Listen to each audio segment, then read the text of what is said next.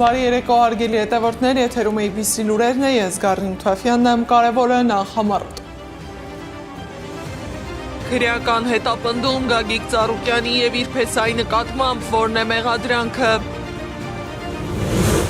Հայաստան դաշինքը դիմելու է սահմանադրական դատարան, վիճարկում են ընտրության արդյունքը։ Գյումրիում արտահերթ ընտրության հարցը նորից օրակարգում է, Փաշինյանը խոսել է արագ փոփոխությունների մասին։ Ինչու Անկարան որոշեց խմբագրել արդեն հրապարակված հաղորդագրությունը, ինչու դրանում հայտնվեց ավելի համարձակ քայլեր ձևակերպումը եւ ինչ է իրականում ակնկալում Թուրքիան Հայաստանից։ Մոտ 1 միլիարդ դրամի վնաս, 20 րոպե կարկուտից, Ստեփանավանը վնասներն է հաշվում։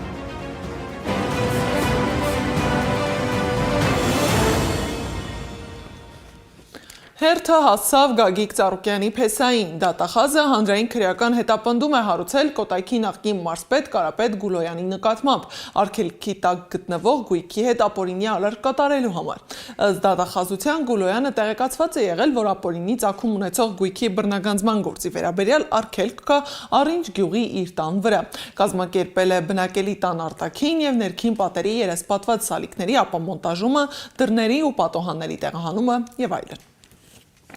Իսկ նախքան դա հանրային քրեական հետապնդում էր հարուցվել Բարգավաճ Հայաստան կուսակցության առաջնորդ Գագիկ Ծառուկյանի նկատմամբ։ Դատախազությունը խոսում է առանձնապես խոշոր չափի հարկերից խուսափելու մասին, իսկ քաղաքական դաշտում արդեն քննարկում են այս քայլի հնարավոր հետևանքները։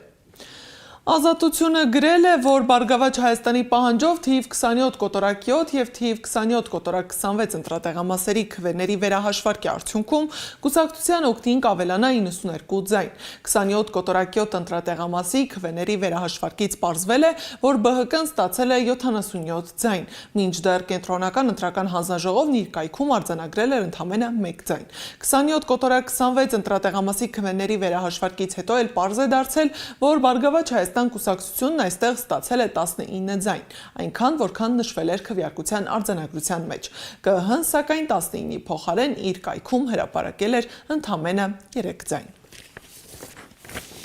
Հայաստան դաշինքը դիմելու է սահմանադրական դատարան ընտրության արդյունքի վերջնահաշվարկն ունենալուց հետո։ Իշխան Սաղաթելյանի խոսքով իրենք բողոքարկել են եւ այս պահին տեղի է ունենում վերահաշվարկ։ Պարզվում է, որ Չարենցավանի 27 կոտորակ 26 տեղամասում Հայաստան դաշինքը ստացել է 112 ձայն, իսկ ԿԸՀ-ում գրված է 8 ձայն։ Ակնհայտ է, որ ընտրությունները տեղի են ունեցել ճնշումների ոչ ազատ, ոչ արդար պայմաններում, դրա համար կամ բազմաթիվ փաստեր, փաթեթը պատրաստվում է եւ կենտրոնական ընտրական հանձնաժողովի արդյունքները վերջնական հայտարարելուց հետո նաեւ գնալու ենք այդ ճանապարհով։ Ակնհայտ հասկանալով ովքեր են նստած սահմանադրական դատարանում, ակնհայտ հասկանալով նրանց կաշկանդվածությունը եւ ըստ էության իշխանության կցորդ լինելու հանգամանքը, բայց այս ամեն ինչով հանդերձ ծանրակշիռ փաստերով մենք մտնելու ենք սահմանադրական դատարան արդյունքները հրապարակելուց, այս վերջնահաշվարկը ավարտելուց հետո։ Ինչ վերաբերում է մանդատներ վերցնելու հարցին, Սաղաթելյանի կարծիքով դա պետք է լինի ընդդիմության միասնական որոշումը, եւ այն հնարավոր կլինի կայացնել մի քանի հարցերի պատասխաններն ունենալուց հետո։ Մի բան ընդհանրապես պայն կարող մեր հայրենակիցներին շատ հստակ ասել, որ մեր ցանկացած որոշում բխելու է ընդհանուր պայքարի տրամաբանությունից, մենք կիսում ենք այն մտահոգությունները, որ հնչեցվում են, բայց ամեն ինչ սվառը դատելով, իրավիճակը գնահատելով եւ պայքարի հաջողության եւ շարունակության տեսանկյունից ենք այդ որոշումը ընդունել։ Ուժեղ Հայաստանը սպասում է Բարգավաճ Հայաստան կուսակցության վերահաշվարկի արդյունքին։ Նարեկ Կարապետյանի խոսքով դրա արդյունքը կարող է կարևոր նշանակություն ունենալ նոր խորհրդարանի կազմավորման համար։ Կարապետյանի կարծիքով դրանից կախված է նաև թե ինչ հնարավորություններ կունենա ընդդիմությունը ազգային ժողովում։ Եթե մենք կարողացանք այնպես անենք, որ դատարանի նախագահները նշանակվելուց ընդդիմության ձայնը հաշվի առնվի, դա հավասարակշռելու է եւ քաղաքբանտարկյալների հարցը փորձելու ենք այդպես լուծել։ Եթե չէ, տեսանք, որ արդյունք չի լինելու, արդեն հանդես կգանք հայտարարությամբ։ Նաեւ մի բան ասեմ. իշխանության փոփոխության համար երկու տարբերակ կա։ Մեկը ընտրությունն է, մեկը փողոցային պայքարը։ Փողոցային սահմանադրական ճանապարհով պայքարը։ Փողոցային պայքարի արդյունքում պետք է ազգային ժողովի падգամավորների մեծամասնությունը քվեարկի փոփոխության օգտին։ Այդտեղ մի հարց է։ Այսօր պատմականորեն ընդամենը 8 падգամավոր քաղաքացիական պայմանագիր կուսակցությունից, եթե փոխի իր դիրքորոշումը, Փաշինյանը կորցնում է աթոռը։ Իհարկե, ընտրություններից հետո դա բարդ է, բայց Հայաստանի 5 տարվա ընթացքում մենք մեծ հնարավորություն կարող ենք տեսնել այդտեղ։ Հայաքվեն հայտարարել է, որ քվեարկության նախնական արդյունքները չեն արտացոլում Հայաստանի Հանրապետության քաղաքացիների ազատ կամքը, քանի որ ընտրական գործընթացն անցել է խիստ անհավասար պայմանում։ Որպես հետևանք, այս ընտրությունը չի անցել ազատ ու արդար, նախաձեռնությունն անհրաժեշտ է համարում դրանց արդյունքների հետևողական վիճարկումը սահմանադրական դատարանում։ Դրանք ի վերջո չեղյալ հայտարարելու և նոր ընտրություն կազմակերպելու հեռանկարով։ Անգամ այս խայտառակ ճնշումների պարագայում գործող վարչախումբը մանդատ չստացավ Հայաստանի Հանրապետությանն Ալիևյան սահմանադրություն պարտադրելու համար։ Այն նաև մանդատ չստացավ միանձնյա ազգային ժողովում սահմանադրական օրենքներ փոփոխելու, գլխավոր դատախազի, դատավորների, պետական անկախ մարմինների ղեկավարների և անդամների պաշտոններում իր դրածոների նշանակելու համար։ Այս պայմանում ժողովրդի իրական քվեն ստացած քաղաքական ուժերը հետևողականություն դրսևորելու պարագայում ոչ միայն հնարավորություն կունենան խափանելու վարչախմբի հակահայ ծրագիրը, այլև ժամանակի ընթացքում վերջնականորեն հեռացնելու նրան իշխանությունից։ Գլխավոր շտաբի պետ Էդվարդ Ասրյանը խոսել է զինվորների ընտրատեղամասերի փակվելուց հետո քվեարկելու մասին։ Նրա խոսքով զինվորները քվեարկել են օրենսդրության սահմանում։ Երբ որ քաղաքացի զինվորը կապվում է, զինվորը նույնպես քաղաքացի է, գտնվում է ընտրատեղամասի տարածքում, թույլատրվում է նա շարունակի սահմանադրական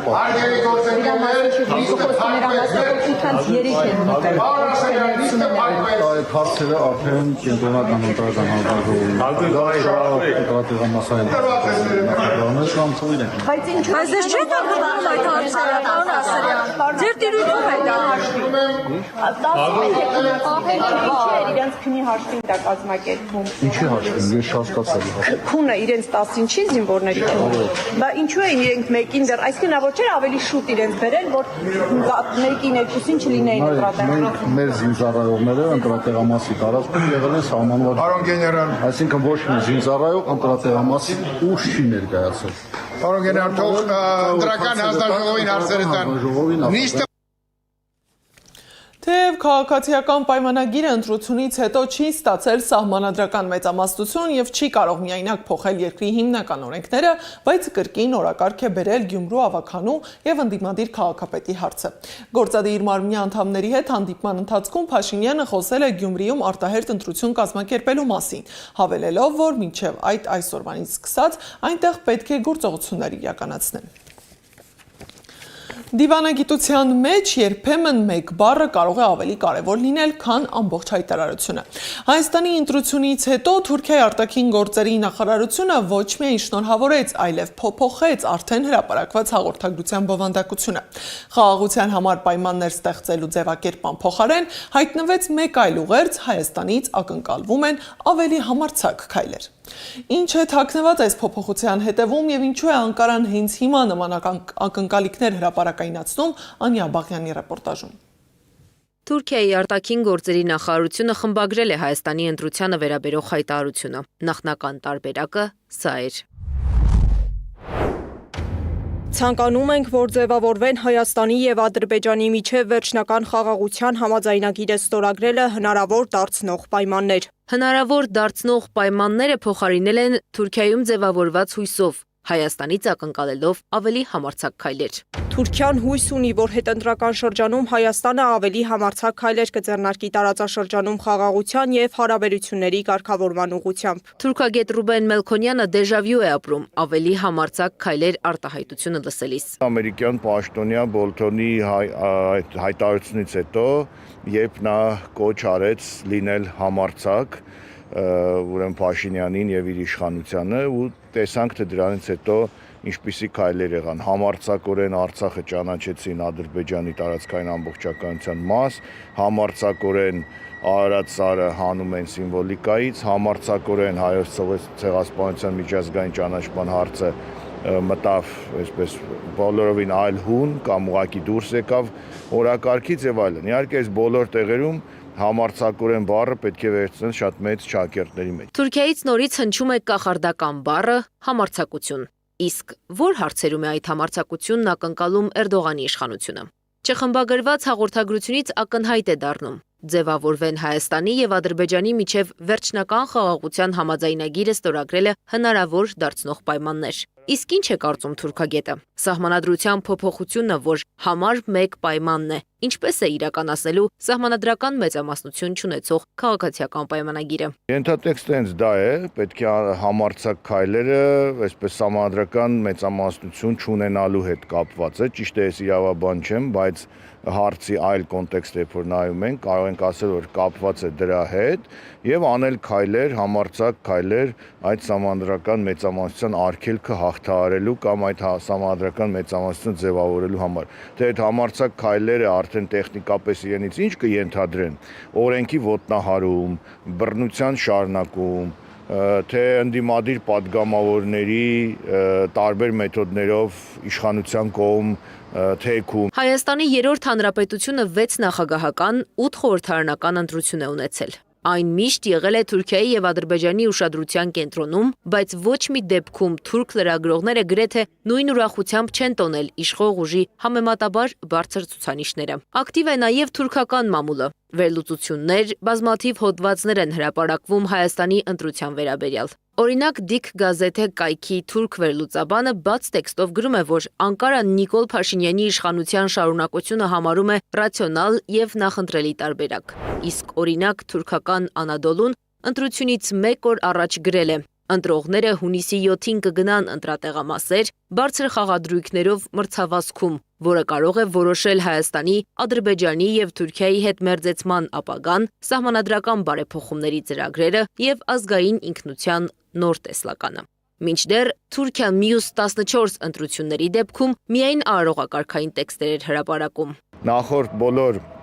ընտրություններում Թուրքիան եղել է այսպես հայեց պասիվ դիտորդի դերում, երբեք այսքան ակտիվորեն ներգրաված չի եղել եւ նախընտրական շրջանում իրենց սատարող հայտարարություններում եւ իրենց, չգիտեմ, լրատվության, Թուրքիայի ազդեցության տակ գտնվող բլոգերների, այսպես կոչված եւ այլնի միջոցով երբեք այսքան Թուրքիան ներգրաված չի եղել հայկական հայաստանյան ընտրություններում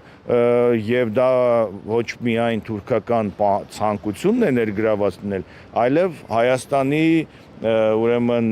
ինքնիշխանության եւ Հայաստանի դիմադրողականության պակասի հետևանք է, որ այսքան Թուրքիան կա մեր ներ-հայաստանյան գործընթացներում եւ անցած բոլոր փուլերի հետ համեմատած ուղղակի համացան եզրեր չկան։ Ռուբեն Մելքոնյանի խոսքով Թուրքիան պրագմատիկ քաղաքականություն է վարում։ Թուրք վերլուծաբանները, քաղաքագետները, նախկին դիվանագետներն անգամ գրում են Փաշինյանի իշխանության պահպանումը շահավետ է Թուրքիայի համար։ Անի Աբաղյան, Տարոն Ղանդիլյան, Աշոտ Բարբարյան, ABC Media։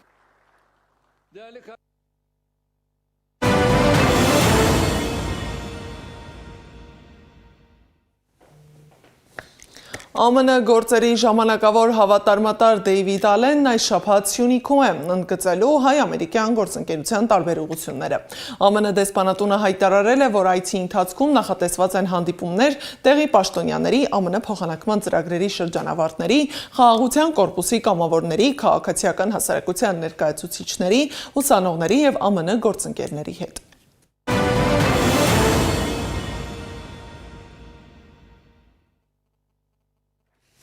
Փաստաբան Ռոման Երիցյանը հայտարարել է, որ վարչական դատարանն արգելել է Հայաստանի Հանրապետության պաշտպանության նախարարությանը վտարել արցախցի զինծառայողներին իրենց բնակարաններից։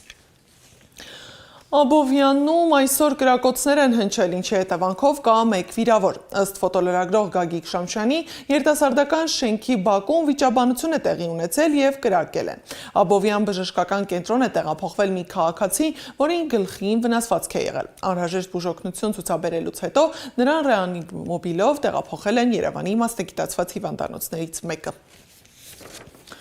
Ողբերգական միջադեպ է տեղի ունեցել Երևանում Շենգավիթում մեքենա վարելու շուրջ ծագած վեճը ավարտվել է դանակահարությամբ, որի հետևանքով մահացել է 27-ամյա երիտասարդը։ Ըստ նախնական տվյալի, միջադեպի մասնակիցներից մեկը եղել է ընդամենը 16 տարեկան։ Դեպքը տեղի է ունեցել ընտրության օրը ընտրատեղամասերից մեկի հարակից տարածքում, իսկ դրա հանգամանքներն այժմ պարզում են իրավապահները։ Միջադեպի վայրում եղել է Սեդակ Յուրեղյանը։